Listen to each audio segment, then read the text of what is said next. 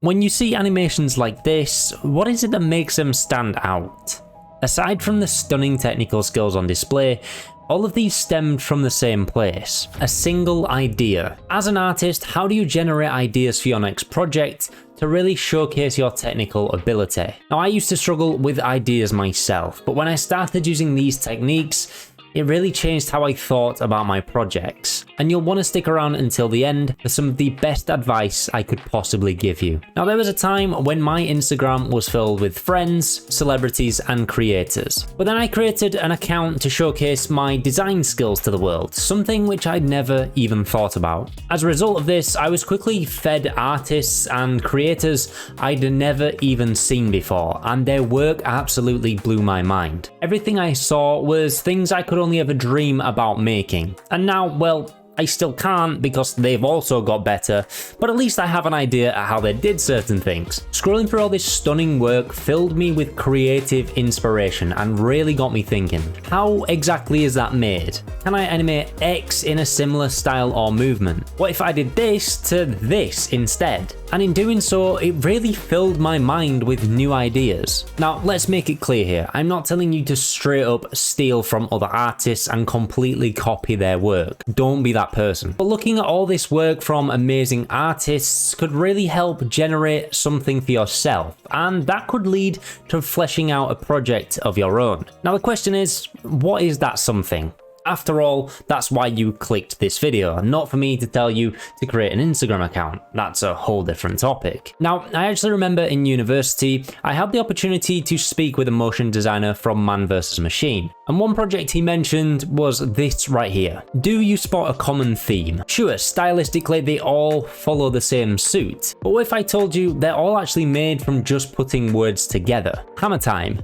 Traffic jam. And this one I'm not even sure I can say it on YouTube, but think about what these actually are. One great way to just get going is to open up a new document on Photoshop, or even just grab some pen and paper and write down the first words that come into your head. You could write adjectives, nouns, verbs, really anything that springs to mind. Like that sentence, spring. Now I could link this to an actual spring, or something more like the season of spring, and develop that even further with the words sunshine, trees, birds, chirping, bike ride, flowers. You see, all of a sudden I've generated this scene in my head of a character riding a bike through a park during springtime. In literally a few words, that's one idea, and you can see just how quickly this can spiral into many more. The important thing here is that you just have to start. Sitting there and waiting for the perfect idea to come to mind will be a very, very rare occurrence. It's like expecting pizza to be delivered without actually placing an order.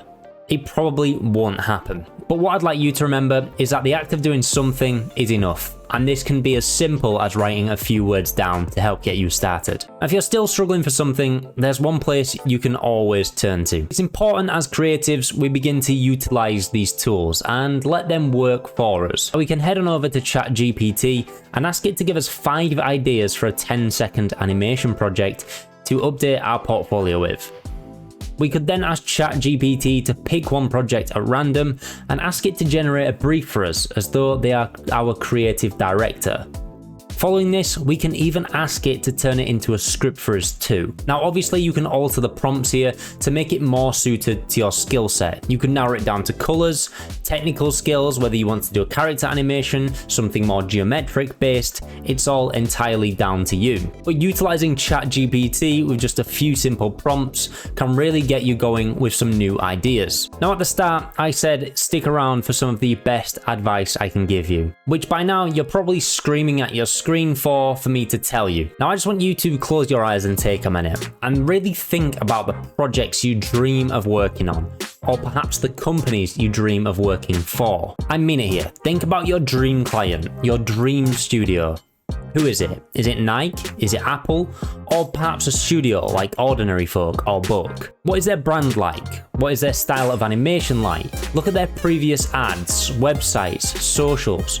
What do you have to do in order to reach that level of quality? Now imagine they've actually contacted you and they want you to create a 10-second ad spot for a new product launch. Do your research into this dream client as you would a real project. Build a mood board and storyboard as you would a real client. Personal projects really give you the freedom to try new things and show exactly what you're capable of. In my eyes, there's no better time to improve your skills and really improve on your portfolio of work. Just by doing this exercise, you all of a sudden have a full project to work on, and obviously you can take this as far as you want to. Now, if you want to learn more skills to actually use in your next personal project, you can click on the screen now.